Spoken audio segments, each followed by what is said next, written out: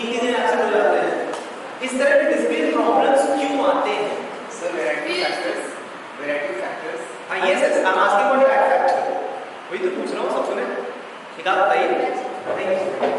Some students are not obedient. Obedient की बात ही नहीं है, ओबीडियंट नहीं है, जैसे लड़ाई कर रहे हैं, आपकी बात नहीं सुन रहे हैं। जैसे सर ने कहा ना कि कुछ पॉइंट्स होते हैं, वो कौन से हैं? They came from other societies. From our different societies. हाँ यस, इनका जवाब नहीं है। They are come from. क्या है? मैं बोल रहा हूँ ना, ये तो सुनते हैं। बच्चे कहाँ से आते हैं? Yes. प्रॉब्लम ये है कि बच्चे कहाँ से चल रहे हैं? ठीक है? Sometimes we are unable to understand the topic. नहीं सर, टॉपिक की बात नहीं, ठीक है? अब से आप पढ़ा रहे हो, ठीक है? अलग-अलग टीचर से अलग-अलग पढ़ा रहे हैं, लेकिन वो अपनी लंच में बाहर निकला और लड़ाई कर लिया, ठीक है? किसी बच्चे को पीट दिया, बड़े बच्चे छोटे बच्चों को परेशान करते हैं, तो ये मेरे टॉपिक से थोड़ी हो रहा है कुछ। हम आस्किंग व्हाट दैट। तो देखिए इसके पीछे रीजन क्या होता है कि सर ने बहुत अच्छा रीजन बताया कि you have to check their family background. ये भी एक कॉज होता है, ये बिहेवियरल इशू है। अगर कोई बहुत ज्यादा लड़ाई कर रहा है, अगर वो बहुत ज्यादा एग्रेसिव है, बात पे चिढ़ जाता है, तो try to check the family background. हो सकता है घर में वैसा माहौल हो सकता है फैमिली में लड़ाई हुई, मम्मी पापा लड़ते हैं, that's why he is doing that और शी इज डूइंग दैट। तो एक तो बिहेवियरल इशू हो गया, ठीक है? दूसरा हो सकता है कि he or she is suffering or has been suffering from any issues, इसकी वजह से वो इरिटेट है। जैसे क्लास में बच्चे से लड़ाई कर रहा है, फोन में लड़ाई कर रहा है, ठीक है? तो हो सकता है कि कुछ उसको issue,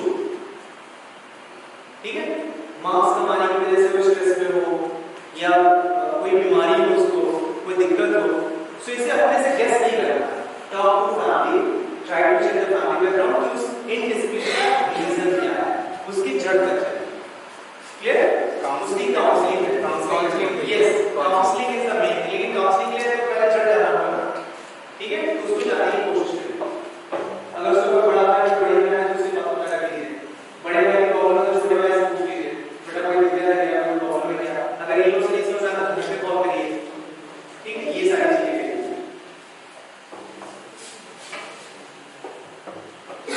students misbehave for several reasons, ठीक है? कई सारे रीजन होते हैं मिसबिहेव के, ठीक है? The first one is they are bored, ठीक है?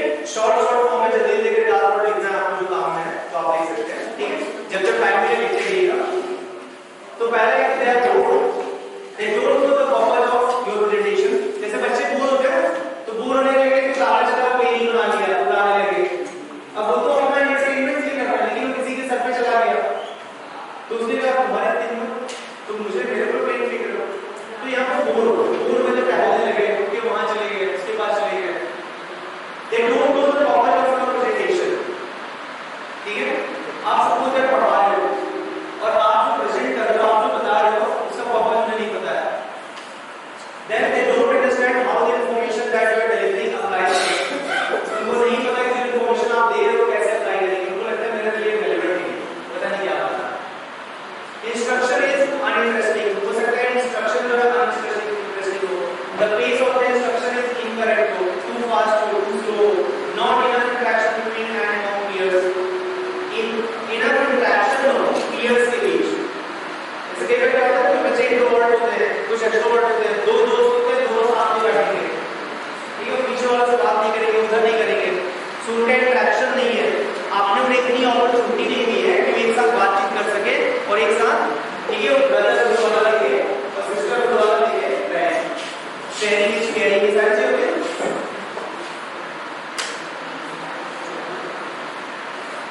Listen to the students' misbehavior. The students' behavior isn't just an annoying disruption; it's a secret message the student is unwittingly trying to convey to you. अगर कोई बच्चा misbehave कर रहा है, तो उसको आप सुनो, देखो, ध्यान दो। हो सकता है वो कुछ ऐसा आप बताने की कोशिश कर रहा हो, स्ट्रेस में हो, फैमिली इश्यूज हो, ठीक है? उसकी पढ़ाई ठीक से ना हो पा रही हो, कोई बीमारी हो, दर्द हो, तकलीफ हो, कुछ हो, इसको आप समझने की कोशिश करें कि क्या इशू है।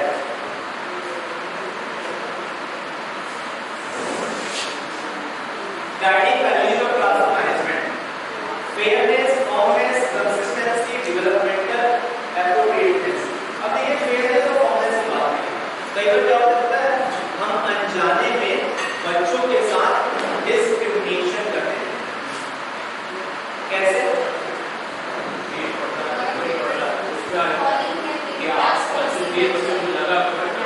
यस, आपको लगता है कि कोई ध्यान नहीं दे रहा, एक एक बच्चा ध्यान देता है। याद करिए अपना स्कूल, अपने स्कूल के टाइम में आपको लगता था अरे मैम लोग केवल कुछ भी नाम ले लेते हैं, ठीक है, ए बी सी, मैम लोग केवल वो दुबलाई अच्छी लगती है, दुबई अच्छी लगती है, या तो मासी अच्छी लगती है। हाँ, तो फिर आपको लगता है मेरा कुछ है ही नहीं, मैम क्या आप इसको कुछ छुपाएंगे, हम तो कुछ कर ही नहीं पाएंगे। मैम लगता है कि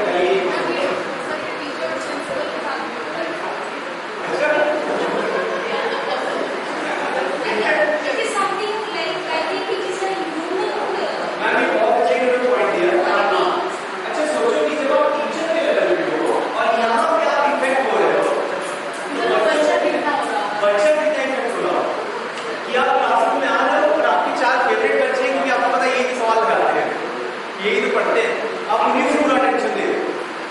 बाकी बच्चों को लग रहा है कि सर तो हम लोग को ध्यान ही नहीं देते, हमसे कुछ पूछते ही नहीं, हमें कुछ बताते ही नहीं है, वहां कुछ हो ही नहीं रहा, तो बच्चा कितना डिमोरलाइज हो रहा।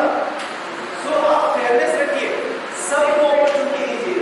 कुछ बच्चे आते हैं ना कभी बार कि सर मुझे बता दीजिए, हमें बता दीजिए, अरे तुम तो पहले जाकर 4-5 साल के बाद इतने पढ़ते हो नहीं, क्वेश्चन पूछने चले जाते, ये कौन से क्वेश्चन पूछने लगा। तो ये फेयरनेस नहीं, ठीक है, वहां पे फेवरेटिज्म नहीं चलेगा कि आपका 4 बच्चा फेवरेट नहीं, एक एक बच्चा आपका इंपॉर्टेंट है, सारे बच्चे। यस, ठीक है, फॉर्मनेस रखिए।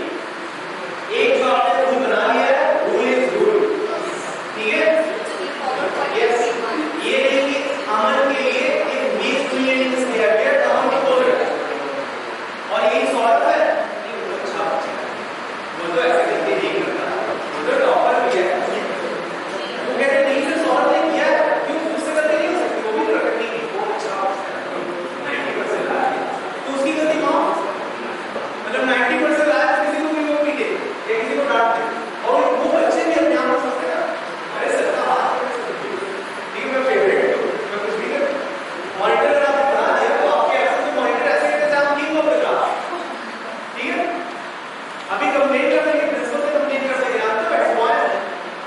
सो ये सब नहीं, कंसिस्टेंसी होना चाहिए, वेरी वेरी इंपॉर्टेंट। एक बार मैं आपको बताता हूँ, morals, behaviour, discipline, time management can not be taught. ध्यान से सुनिएगा,